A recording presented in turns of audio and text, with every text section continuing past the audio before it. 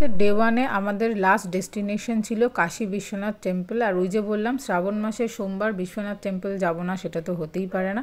আমি আর বাবা রিক্সা করে চলে গেছিলাম গধুলিয়া মোড় অবধি, আর দাদা মাকে নিয়ে যথারীতি স্কুটিতেই পৌঁছেছিল। তারপরে সেখান থেকে আমরা হেঁটে হেঁটে লোকেশন অবধি গেলাম। দেন দাদাই আমাদের নিয়ে গেছিলো মন্দিরের ভেতরে। তোমাদের জাস্ট বাইরের লোকেশনটা শেয়ার করছি।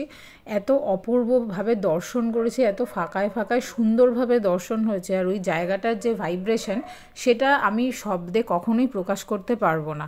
এইটুকু বলতে পারি, এখান থেকে ফিরে আসার পরেও অন্যরকম একটা অনুভূতি সঙ্গে নিয়ে এসেছি। আর আমি খুব ব্লেসড মনে করি যে 2 বছর আগেও আমার মার শারীরিক যা অবস্থা ছিল, সেখান থেকে মাকে বাবাকে একসাথে নিয়ে যেতে পারবো বা এখানে আমরা এরকম সময় কাটাতে পারবো, এটা ঈশ্বরের কৃপা ছাড়া সম্ভব না। তো আমি তার জন্য সবসময় গ্রেটফুল থাকি। আর বাড়ি ফেরার সময় আমরা আইসক্রিম কিনে নিয়ে চলে এসেছিলাম।